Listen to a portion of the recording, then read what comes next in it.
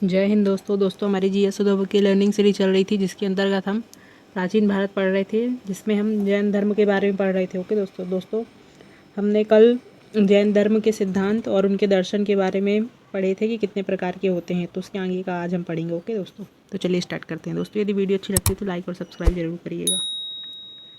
दोस्तों हमारे यहाँ तक हो गया था, आज हम इनका ये वर्णन देखेंगे। ओके, सम्यक दर्शन, सही दर्शन। इसका आशय है कि वास्तविकता की सही समझ और सत्य पर विश्वास करना। इसकी विशेषता है कि मनुष्य को जीव, कर्म, मोक्ष, धर्म आदि में अडिग श्रद्धा रखनी चाहिए। अंधविश्वासों, झूठे मतों से दूरी रखनी चाहिए। सम्यक ज्ञान, सही ज्ञान। इसका आशय शास्त्रों और तत्वों के यथार्थ का ज्ञान और संपूर्ण ज्ञान की प्राप्ति से है। यहीं से अनेकांतवाद की धारणा का जन्म होता है। यह ज्ञान को बिना विकृति के समझने पर बल देता है, अर्थात ना कम ना ज़्यादा। सम्यक चरित्र, सही आचरण। अर्थ, आत्मा की शुद्धि के लिए अहिंसा आदि नियमों का पालन करना। विशेषताएं, 5 महाव्रत, अहिंसा, सत्य, अस्तेय, ब्रह्मचर्य, अपरिग्रह का पालन। जैन धर्म के 5 सिद्धांत होते हैं। अहिंसा, जीव को चोट न पहुंचना, सत्य, झूठ न बोलना, अस्तेय, चोरी न करना, अपरिग्रह, संपत्ति का संचय न करना, ब्रह्मचर्य, ऐन्द्रिक भोगों पर नियंत्रण।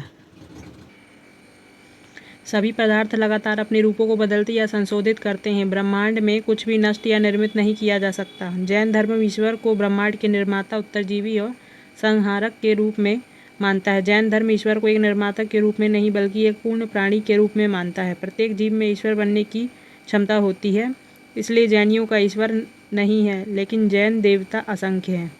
अनेकांतवाद।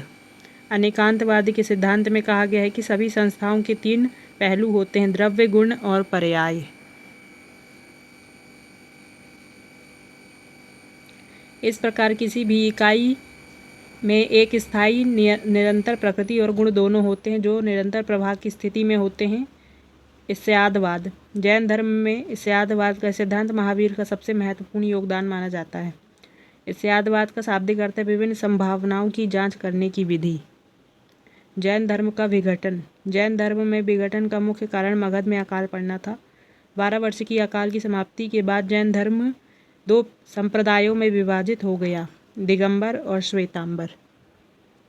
दोस्तों इनसे क्वेश्चन जरूर पूछे जाते हैं सभी एग्जाम में, तो आप लोग इसको अच्छे से पढ़ना। दिगंबर संप्रदाय। भद्रबाहु इस संप्रदाय के प्रतिपादक थे। इन संप्रदाय के जैन मुनि पूर्ण नग्न रहते थे। दिगंबर मुनियों के लिए सभी 5 व्रतों, सत्य, अहिंसा, अस्तेय, अपरिग्रह और ब्रह्मचर्य का पालन अनिवार्य है। दिगंबर संप्रदाय के प्रमुख उपसंप्रदाय: मूला संघ, विषपंथ, थेरापंथा, तरण पंथ या समाय पंथा, लघु उपसमूह, गुमान पंथ, तोता पंथ।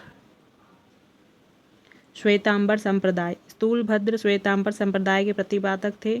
इस संप्रदाय के जैन मुनि श्वेत वस्त्र धारण करते हैं और ब्रह्मचार्य को छोड़कर केवल 4 व्रतों का पालन करते हैं। दिगंबर मुनियों के विपरीत इनका मत है कि महिलाएं मुक्ति प्राप्त कर सकती हैं।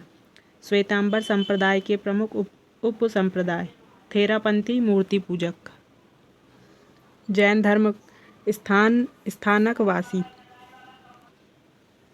जैन धर्म का प्रसार। जैन धर्म का मुख्य केंद्र भारत ही रहा है। इसका कठोर सिद्धांत इसके प्रसार में बाधक बने। जैन धर्म स्वयं को ब्राह्मणवादी धर्म से बहुत स्पष्ट रूप से अलग मानता है। अतः जहाँ जहाँ ब्राह्मणवादी परंपरा कमजोर हुई, वहाँ पर धीरे धीरे जैन समुदाय स्थापित होने लगा। परिमाणतः जैन धर्म पश्चिम और दक्षिण भारत में स्थापित होने लगा। महान मौर्य सम्राट चंद्रगुप्त मौर्य अपने अंतिम वर्षों के दौरान जैन तपस्वी बन गए और कर्नाटक में जैन धर्म को बढ़ावा दिया। अंत में इन्होंने संलेखना प्रथा से शरीर को त्याग दिया। मगध में अकाल के कारण दक्षिण भारत में जैन धर्म का प्रसार हुआ। उड़ीसा में जैन धर्म को खारवेल के कलिंग राजा का संरक्षण प्राप्त था। जैन साहित्य। जैन साहित्य को 2 प्रमुख श्रेणियों में वर्गीकृत किया गया है, आगम साहित्य और गैर आगम साहित्य। दोस्तों आज हम यहीं तक पढ़ेंगे, कल से हम आगम साहित्य से चालू करेंगे। दोस्तों यदि वीडियो अच्छी लगती तो लाइक और सब्सक्राइब जरूर करिएगा। इससे धीरे धीरे आप लोगों की जीके मजबूत होती जाएगी, यदि आप लोग कंटिन्यू करेंगे तो। जय हिंद।